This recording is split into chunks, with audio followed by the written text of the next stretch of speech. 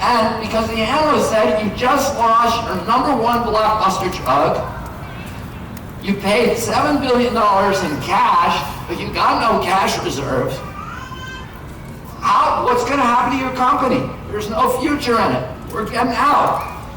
Ken Fraser went to Wall Street and he said, we got something even better than buybacks. And they said, it doesn't matter what you got. Because when you bring a drug to market, it takes 5 years to get it there, to get the approvals. And after you get the approvals from FDA, you have to market it. You have to hire 70,000 pharmaceutical reps. Go visit every doctor in the country and persuade them to switch from the incumbent drug to your drug, and there's lots of competitors in all these marketplaces.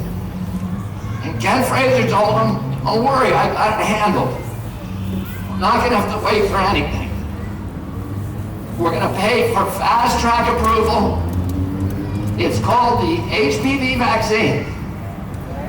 And the fast track approval, which was passed by Ronald Reagan, says that if you're a drug and there's no other drug in that space, so there's a lot of people dying of that disease, and there's no treatment for it, you can fast track the drug by paying tens, sometimes hundreds of millions of dollars. Well, the drug companies forgot about the part where there's nothing else in the space. They started buying fast track approval, and today 50% of FDA's budget comes from the drug companies who are paying for fast track approval. So they own FDA. They're paying half its budget. It was illegal for FDA to grant fast track approval to Gardasil. Why? Because there was already a successful treatment, which was pap smears, that had reduced cervical cancer by 80%. You can't get fast track approval. But he had it buttoned down. He had the skids greased. He was able to go in there because they own FDA and get fast track approval.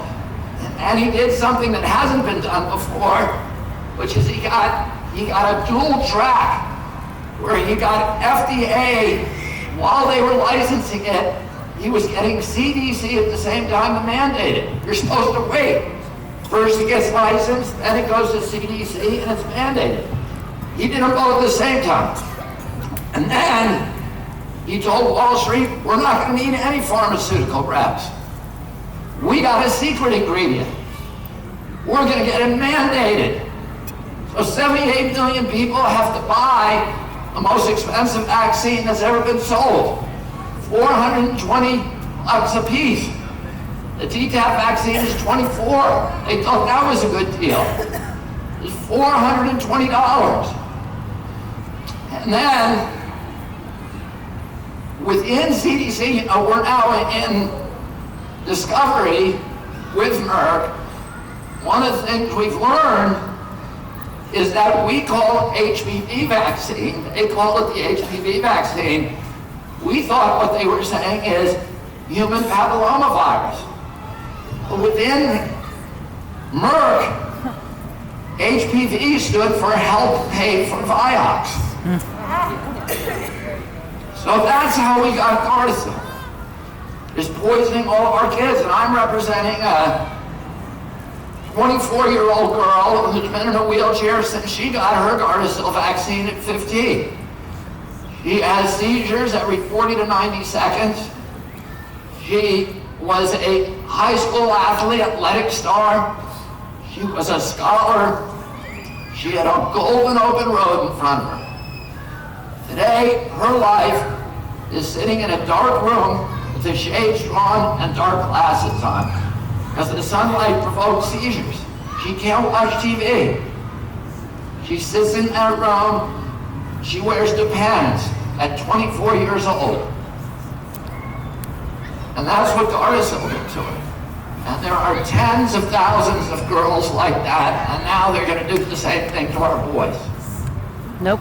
And one of the other things, and everybody knows that vaccines are now immune from liability, What they don't know, and many people still don't know, is they're also immune from safety testing. And the reason for that is a legacy of CDC's, or an artifact of CDC's legacy as the Public Health Service. Public Health Service was a quasi-military agency. And the vaccine program was originally launched as a national security defense against biological attacks on our country. So regulators in the military wanted to make sure that if the Russians attacked us with anthrax or some other biological agent, that they could respond very quickly and develop a vaccine manufacturer to deploy it to 200 million Americans without regulatory impediments. He said, if we call it a medicine, we're going to have to safety test it. So let's call it something else. So they called it a biologic. And they made biologics immune from safety testing. Of the 72 vaccines that they now force us coercively to give to our children, not one of those has ever been tested against an inert placebo. They don't know anything about the risk profile. There's nobody who can scientifically say that that product is averting more problems than it's causing. No scientist can say that. So, and then, of course, we're now dealing with the aftermath that all of you know about. Beginning in 1989, we suddenly experienced a tsunami of chronic disease, of epidemics of autism, which went from 1 in 10,000 in my generation, and still, if you know, CDC will say, well, we don't know if it's really an epidemic. Maybe we just didn't notice it before. And you know that missing autism is like missing a train wreck when you're in the locomotive. There's no way to miss it, but by the way, just use your common sense. If we're just noticing it, how come we aren't noticing it in the 66-year-old men?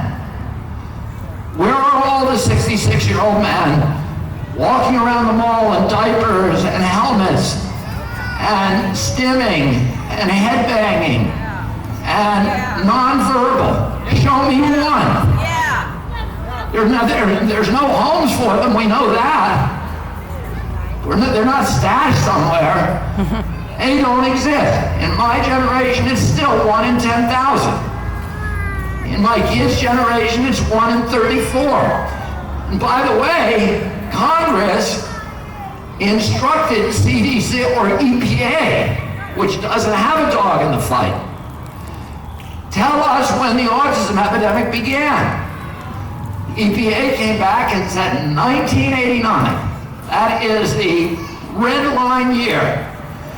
And it wasn't just autism that started that year.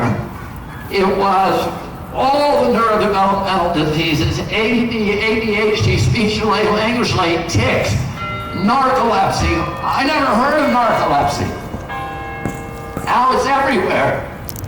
ASD and autism, the autoimmune diseases, rheumatoid arthritis, juvenile diabetes, demyelinating diseases, lupus, cerebral palsy, 1989. And then the allergic diseases, which is food allergy, peanut allergies, allergic rhinitis, eczema, asthma. Again, they all started that same year. I have 11 brothers and sisters, about 70 cousins. I never knew anybody with a peanut allergy. Why do my kids all have allergies? I have 7 kids. Why do they all have allergies? Well, I've spent 30 years going to allergists. And you know what I found out? They're really studying to find out how to cure allergies. Nobody's studying where they're coming from. They're studying how to cure them. And how do you think they study how to cure them? Well, they take a lot of rats and they give them allergies. Then they give them medication to to try to cure them. How do they give the rats allergens? Every case is simple as pie. Scientists have known this for 100 years.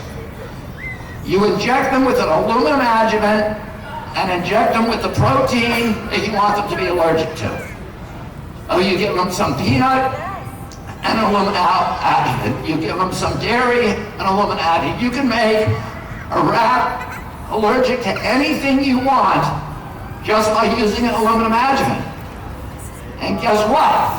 There's aluminum adjuvants in 60% of our vaccines.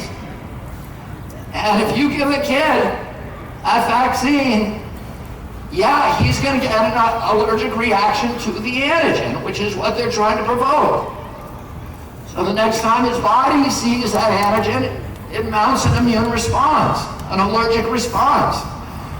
But if there's a peanut oil excipient in that vaccine, now he's allergic to peanuts.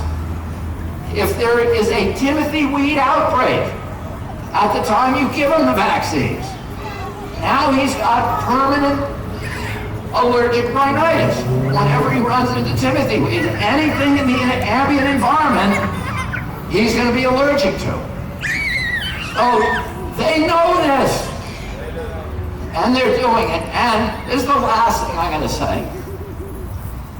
There are now about 300 side effects, adverse events, that are listed, there's about 300, let me put it this way.